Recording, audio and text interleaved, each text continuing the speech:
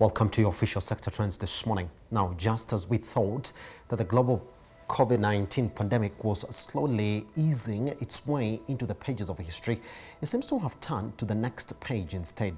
As Kenya faces its third wave from health to business, the pandemic lows has been the constant choir song for every institution. But besides the predicament brought about by COVID-19, how can a business still remain relevant and adjust accordingly? Well, today, to take us through how a business can be and remain visible, is a business and life coach and founder, Mindshift Global, Paul Thandi.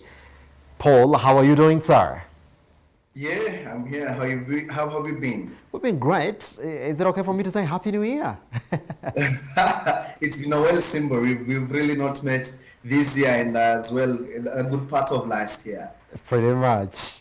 All right, Yeah, let's get these into are some of the Yes, let's get into the conversation this morning. Well, when somebody would ask you, Paul, how is the current COVID-19 pandemic affecting the world of business branding and visibility? Let's talk about that, because everybody is talking about how they've changed, how they've been forced to shift. What has been the effect so far in that side of business? Well, you see, visibility is a chance to tell people you're chasing and showing them what to do. For example, as Metropole TV, you want to show people the qualification that you have and what you have to offer in terms of packages as long as business is concerned in Kenya and beyond borders. So if you lack a chance to communicate to the people that you're targeting, then branding is affected. Because look at it this way. If on a normal day, let's go back to 2019, there were so many events that were happening at any given point. People always gathered to a place, and that's where you see visibility and sponsorship coming. Why would football be sponsored by very eloquent brands? It's because they want to be within the reachability. They need to be seen by people that they're targeting and people that they wish to work with. So the fact that people can't be put in a place together, then when you put visibility, who's the consumer? Because you can't take a billboard, pay 300,000 Kenyan money per month, and then there's no one who's walking in those streets. There's no one attending that area. So visibility has really been affected simply because the ability to reach your target audience has been inhibited. Call it events, call it social events as well. So anywhere you want to put your visibility, you're placing it there because you're expecting consumers to see it. So when that is averted, visibility has been affected. So Paul, another way that I wanted to also frame that question to you, what type of visibility are we looking for right now during this pandemic? Has also that changed? You see, visibility is not the business. The solutions you have is the business. You see, so when you ask me what visibility you need to create, I will ask you, can you create products or services that solve the problems that we have now? You see, it's because of the problem, then you have a consumer.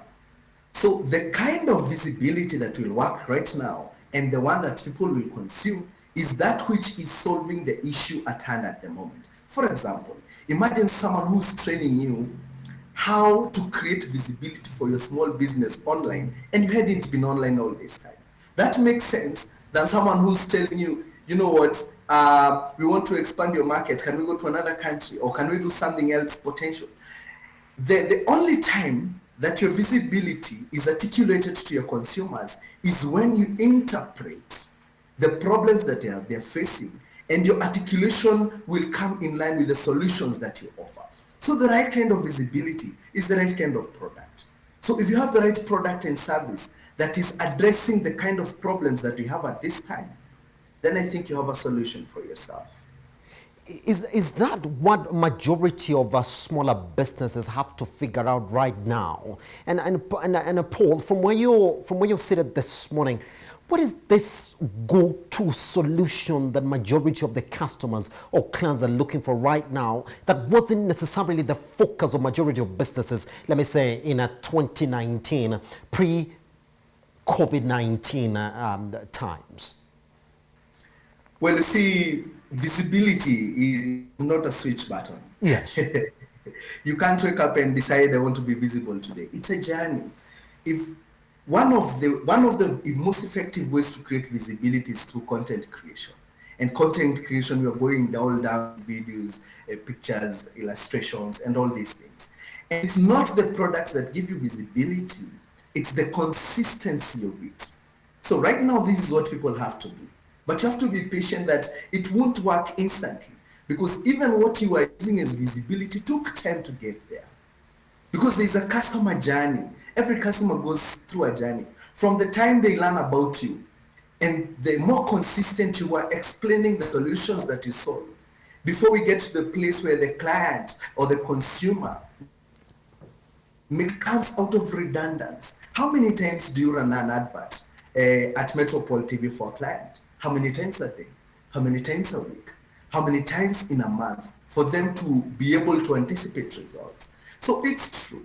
This is one of the solutions that will help businesses survive. Yes. But it's not a switch button, it's going to take time. And consistency is the kind of transaction and the kind of a viable solution that will be able to give your business visibility as well.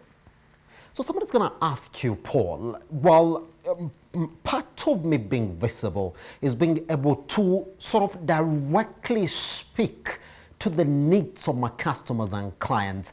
How do you start to know that is exactly how I need to realign my services and that communication to my clients so that they feel like I'm not just here to sell, I'm here to particularly address their needs? Is that very hard to figure, especially when it comes to visibility for a smaller business? Yeah, sorry, I lost you there for a moment, Simba. Yes, Paul, can you get me now? Yes, I can get you now. All right, let me just rephrase that question, Paul, because majority of smaller businesses will tell you the biggest challenge is really in terms of visibility is speaking to your clientele, because it's through communication with your clientele that you will know that, wow, I am visible. And that also will come to also addressing the direct needs of your clients. Is that hard to figure out? How do you know what your clients especially need when in reality they don't have to speak to you because they might look for choices within that environment? I get you, Simba. You see, your client is like trying to lure a girl. You imagine someone who's communicating to a girl they're trying to lure once a month or twice a month or even 4 times in 2 months. Compare that to someone who talks to these girls they're trying to lure every single day. So where will the conviction come from? How will you know what they're going through? You can only know this if you've created a habit of consistently communicating to a client, and most importantly, your feedback cycle. How often does it take you to get feedback on the process of your services? This feedback is what gives you the. And another way you can cheat around this is looking at your competitors. We are all chasing the same market, and someone found a way that they can use to get there. Why don't you look at the way they use and be creative, more creative about it? But you see, if we are all selling the same products, demography will divide us. You see, the ethnicity of the people you're selling will divide us. So at the end of the day, for you to articulate the solution that you're offering your consumers, you need to communicate to them. You need to listen to them. You need to look at the trends. You see, so business is not about just the product and the sales. It's about working behind the scenes, understanding your customer behavior change, understanding the demands that are changing with this. For example, if you're in the alcohol business, beverage and food, people will come to your store, and supermarkets have been the way we've been doing our shopping. But with the recent constraints of movement, what if you provided a solution of taking these things and delivering them to them? Much better, what if you created a website that has a shop and your people can buy from you, and even if you charge them for transport, you're giving them convenience. So it's about listening, understanding, and most of it consistently creating a cycle of a feedback loop. After how long do you want to hear what your clients say? So Mama Mboga down there, what if you prepared everything that someone was to cook with that night? Umekata kitunguu, umekata nyanya, you've prepared the carrots, and the only thing that is left is just cooking them. Look at that convenience. And much better, I can charge you 50 if I send a motorbike to where you are. So it's articulating to the problem and seeing what is this that people are looking for. Convenience, work on it. I think the communication is a nutshell that can help you to be able to figure out what do your clients want, where is the pain, and what are they looking for. Yes. Another question, Paul, that you're going to run into is the need for a smaller business to get this, I would say, visibility services and communication services from somebody like you. Talk to me. Why is it important for a smaller business to come talk to you as opposed to chatting their own way? If you go to social media right now, Paul, you will see, well, tools that have been made specifically for this as well, which these companies are calling free, but if a smaller business will come to you and you're telling them exactly, I'll give you the visibility that you will need, you'll be in constant communication with your clients, I'll give you a better service than a free online tool that you're told to rely on. Can you give us that balance? Because even the smaller business will be looking at you and saying, Paul will ask me for some money, but Facebook or Twitter or Instagram won't necessarily ask me for that money. Yeah. What is the balance, Paul, for a smaller business? You see, all these tools that I'm going to use in creating visibility, I don't own them. I don't own Facebook. I don't own all the access to domains and creating new websites. But you see, all these tools, the content you create, the kind of message that you will tailor, the kind of advertisement and different ways and tactics of visibility, all these tools are with you. And all these tools, you'll know them even when I train you, you will still access them in my absence. The only thing that a coach or a consultant in terms of business visibility should help you with, it's customizing your journey. Because everyone is selling something different to different people in a different way. Consumer habits are different. Even if you were all selling the same products, someone who is Tarakanidi will sell different from someone who is in Mombasa, someone else in Kisumu, because we're all facing different kinds of business journeys. Okay, so the kind of help, the kind of solution that I can offer you that can be able to help you to create more visibility for your business, it's customizing it for you. Yes. Understanding your demography, your consumers. How is your journey from the time you work on your product to the time that you sell and the time that you're looking for feedback? How long does that take? Who are these people? So the solution that I can offer you, it's customizing your journey, knowing who has been your most consistent consumer, what is changing about them, how can you be able to bring them back? How can they help you to get more people? So the customization is actually the secret here, because all the other tools, they've been availed globally. We are all of us have a phone where we are. You can access internet where you are. So the tools are disposed to you. But how you use these tools? Why pick these at this time? Why would your website look like this? Yes. Why would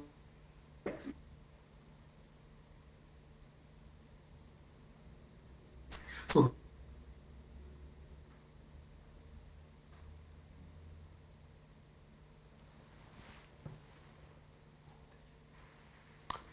well, we seem to have lost Paul. I don't know whether you can get me now. Yeah, I can hear you. Yes, you're creating a very important point on this customization, on why websites and why your communication should look in a specific way. Yeah, so I was saying, every time you're looking to solve a business problem, yes, and specifically on visibility, it's not about the tools that you will use, because these tools have been disposed to us digitally. Yes. You know, Barati, no one owns the access of Facebook. You know, no one owns the access of domains and creating different websites. But why should you create this kind of a website? Why should your online campaign look like this? Why should you use this kind of content? Why should you communicate to your clients in this redundance? The answer to that is the secret to having someone, or is the benefit of having someone to come and help you create visibility. And it goes all the way from the movie shop to the mom and burger, to someone who's running a bigger store, to an SME, even to the corporate and the blue chip. It's about understanding your consumer and creating a customized journey for them. And lack of these is the failure of visibility, because you could be doing 100% on a solution that no one wants, and someone else could just be starting small and articulate the solution that they have to the problem that is at hand. So the main solution, Arati, Simba, the main thing that coaches and consultants give you, Simba, is looking at your status and where are you now? Yes. And why do you need to take this? Yes. Why not take 3 steps at a go? Why wait for certain results to move to the next step? And I think that is the utmost value that should be added to you by someone who's helping you to create visibility, and as well I as myself. Yes. So, Paul, when you look at smaller businesses within the economy, and a smaller business comes to you and says, well, what ratio or what percentage of my business expenditure or operating costs should I assign to visibility? What would be your spot-on answer to this smaller business that wants to know exactly how to spend on that specific area? I think it was Ford. Ford said that stopping to market to make profit, it's like taking your watch and removing the battery and waiting, expecting time to stop. Do you get that? Yeah. So you stopping to create visibility and taking that money to make more profits, it's killing your business indirectly. And frankly, let it be said, and these are research, you can even check this out for yourself. 30% of your profit should be plowed back to visibility. And again, what is visibility? From the beginning of this conversation, I elaborated on that, and I said, visibility is how do you communicate the solutions you have to your target market. Yes. Because if you're not communicating to the person who wants to consume, then any kind of visibility you're creating is wrong. And even if you're not doing it effectively, then who will come to buy to you tomorrow? Because businesses are not sustained by new clients. Actually, businesses are sustained by old clients, the people who consume from you consistently. And how do they know that you still have the same solution? How do they know that you've upgraded? It's by creating visibility. It's by running adverts. It's by creating content. It's by offering free knowledge, writing an article, creating something that your consumers can have a pool of consumption from. So right at the end of the day, the main focal point of visibility is being part and parcel of the business. There's no way you'll stop visibility to work on anything else. Yes. Then that means whatever you're trying to work on won't work. It won't create the redundancy you're looking for. So at the end of the day, this journey of visibility needs to be part and parcel of. It's like stopping to pay your workers so that you save money. So who will come to work tomorrow? So the products and the services you're creating, if you're not creating visibility, who's going to consume them tomorrow? You see, so it's part and parcel of business. It's not an if, it's a part of and. I'm doing this and visibility and advancement of product, and it's not an option that you can drop or use. And the lack of it is the reason why most businesses, of whoever is watching us today, that's why you are where you are. Where does your 30% of profit go? If it goes back to your pocket, then that's where your business is where it is. That's why you don't have new consumers. And that's why the old ones, when they see someone who's adding a pinch of value, they will leave you. Yeah. So I think that will be the kind of solution to bring around Simba. Pretty much. Paul Thandi, founder, Mindshift Global, thank you very much on that very important conversation this morning here on A Business, and we gladly appreciate your contribution, sir. Thank you for the opportunity, Simba. You know, it's been a while, and I'm sure this year we'll do much together. You can check me out on mindshift.co.ke. As well, I'm creating my visibility, and I think a month ago I started running my own page for Paul Thandi. So check out Coach Paul Thandi on Facebook, mindshift.co.ke, and definitely this has been a mind shift moment. Pretty much. We take a short break here on a business, and once we come back, economic review, top headlines that you're waking up to this morning, business-wise.